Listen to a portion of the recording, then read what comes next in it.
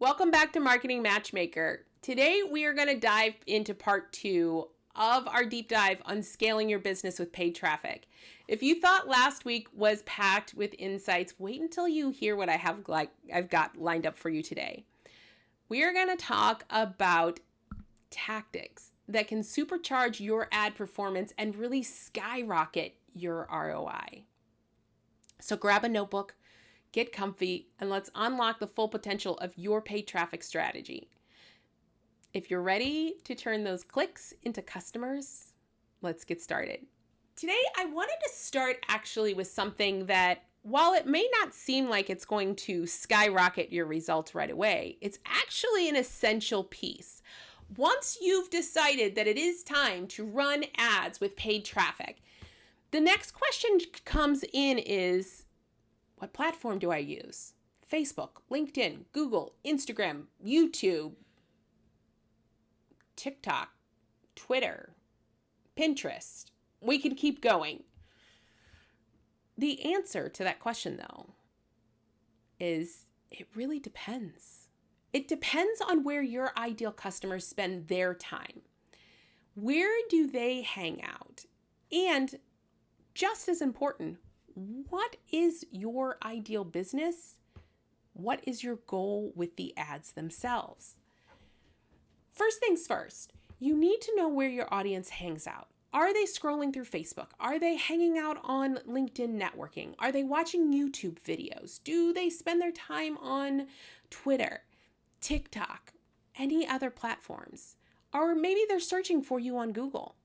Understanding your audience's online behavior really is one of the biggest keys to choosing the right platform. Because if you choose a platform where your audience does not hang out, you're going to struggle to actually connect with them, which then makes your ads expensive and difficult. So start with that question. You know your audience better than everyone else, I hope. Where are they hanging out most often? And then look at, what is it that you actually do? What type of ad campaign is going to be best for which platform? When I say that, I know a lot of people get a little confused about what I mean here. So if you are a company that sells something that people search for, Google Ads might be your best bet, because Google Ads are what we call a search engine ad. They're perfect if your audience is actively searching for your product, service, or solution. Think of Google Ads like a modern day Yellow Pages. And yes, my friends, I know how much that aged me, and yet it's a good analogy. Back in the day, people pulled out a phone book to look up that plumber or to look up that painter. If you own a business that people will type in and look for, Google Ads allows your ad to pop up when they need it, which means that they're more ready to buy from you in that space. So if you offer something that people are searching for, Google Ads is your best bet. However, if you offer something that people may not actually be searching for, maybe you're a coach or a consultant, or maybe you have a unique product, service, or solution that people don't necessarily know about yet, that's where the other platforms come in, because they run off of what we call interruption marketing. These are the ads you see while you're doing something else, like scrolling through Facebook or watching a YouTube channel or checking out your LinkedIn feed. These platforms are great for catching people's attention when they're not actively searching for something specific. Now, I will say, just because you sell something that someone is looking for doesn't mean you can't use these ads as well. It just means if you don't sell something that people are looking for, these ads are a better option for you. It's kind of like TV commercials that really interrupt our favorite show. They grab our attention and make us aware of something that maybe we didn't know we needed. If your product, service, or solution isn't something that people are actively searching for, and you know that if they just saw it, they would love it, they would connect to it, then Facebook and Instagram and YouTube and LinkedIn and Twitter and TikTok, those are the platforms that you're going to want to use as opposed to Google Ads. It really is about understanding where your audience hangs out and what type of business you are, as well as what the goal of your ads are. Now, I also want to touch base on something that I actually was talking to someone the other day and they said it was kind of creepy, which for some people it might be. We're going to talk about retargeting. And I know you know what a retargeting ad is, even if you haven't heard the term. It's that ad that follows you everywhere you go on the internet. It is an incredibly powerful strategy that you can use across every platform. Retargeting ads go back to the people who have interacted with your brand in some way. Maybe they visited your website or watched your video or clicked on a previous ad. These ads keep your brand top of mind and nudge those almost customers to come back and take action. Think of it as a gentle reminder, hey, you remember us? We've got something awesome that you were checking out. Retargeting ads really are an essential piece of your paid ad strategy because it helps to take those warmer leads and convert them into buyers. So as we're talking about ads, I want to help you craft ads that actually convert. So I want to break down the anatomy of a high converting ad. Yes, my friends, if you are actually running ads now, pull over to the side of the road if you're driving while you're listening to me and get a pen and paper or tag this spot and come back to it because I can guarantee you're going to want to write this stuff down. So first up is the hook. This is where you grab your audience's attention right off the bat. You've got just a few seconds really to make a first impression. Honestly, it's about 2.3 seconds, which is not a lot of time. So you want to make sure that what you say counts. Your hook should be strong and relatable to the audience, and it should also be clear. One of the things that I see a mistake made around the hooks is that they try and be too clever. We need our marketing to be clear and also captivating. It could be something like a provocative question, or maybe a bold statement, or maybe it's the actual image or video that you're using. It needs to be something that makes your audience stop the scroll and pay attention, because that is the only way you're going to get them to take the next step. The next piece is all about your messaging. And this, my friends, is the heart of your ad. You need to be able to address your audience's pain points and offer them a solution. Knowing where your audience is in your customer journey is also incredibly important in your messaging, because if this is someone who doesn't know who you are, then you're going to want to address their problem more than the solution, because you have to paint a picture for them of where they're currently at so they can see you as the solution to that problem. If your audience is mid-level, meaning they're a little warmer, they've interacted with your brand before, maybe they've even headed over to your cart or your checkout page, you really want to make sure that you are addressing the issue at that point. That's why your customer journey is so important. Show them that you understand their problems at every stage of their customer journey, and that your product, service, or solution is the answer they've been looking for. It is about creating a connection and making your audience feel understood. Now, I want to address two things when it comes to your messaging, because I often hear from people out there about pain point messaging. It seems to have gotten this really bad rap around addressing people's pain points. What I want to suggest is that we're not hammering on their pain. We're not hitting their trauma. We're addressing the problem that they have. Because if they don't know that they have that problem, or if they're aware they have that problem, but they don't know that you are the solution to that problem, then they are never going to be able to fix the problem. So being able to address the problem and provide a solution is an essential piece to your marketing message. The second thing I want to point out in here is there's a lot of people that want to talk about the transformation in their product, service, or solution, which is great. It's a fantastic thing to do. And most people aren't ready for the transformation. And also, I'm going to make a statement that is a little controversial maybe. People are more likely to pay to get out of hell than they are to pay to get into heaven. So if you are just focusing on the after, on the beauty of what could be, it's not something that they can relate to because they haven't had that transformation yet.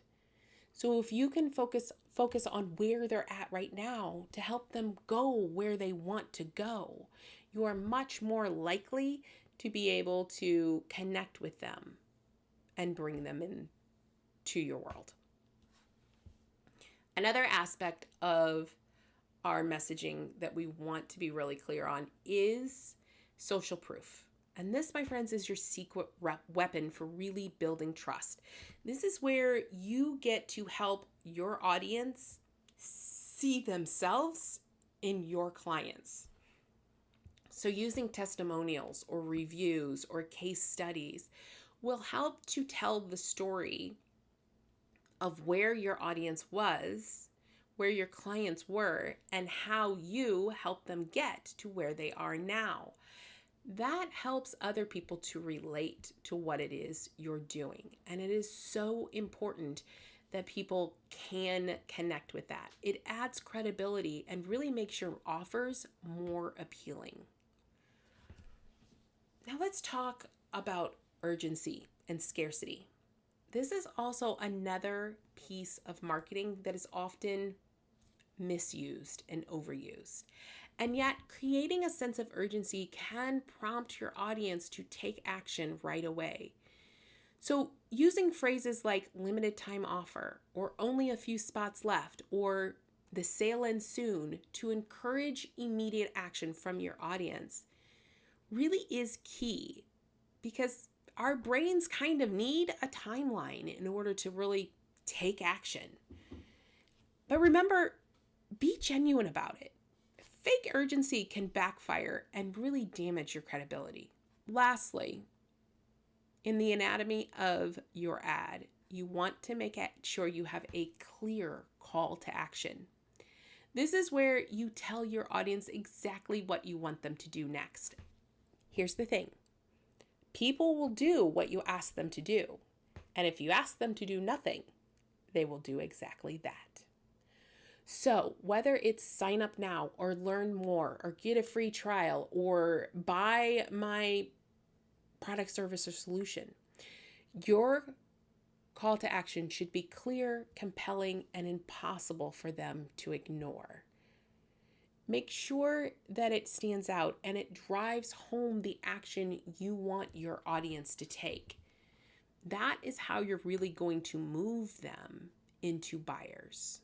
All right, we've talked about what makes an ad great, but let's also cover what can make an ad flop.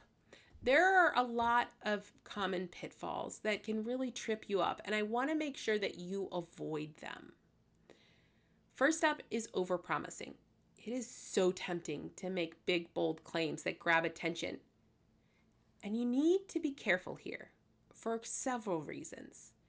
If you promise the moon and can't deliver, you're going to lose credibility faster than you can say refund. So make sure that your ads are truthful, and that you can back up any claims you make.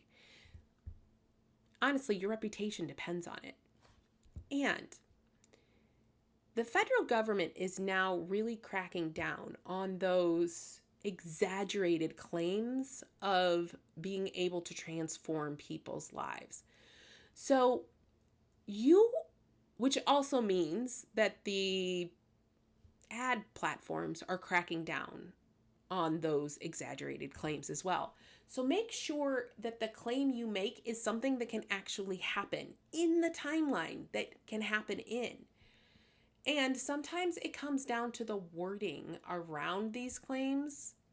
While we definitely want to make things attention grabbing and make them stop the scroll, we also want to make sure that we are honest about what it is that we're delivering and that we don't overblow what it is we can do.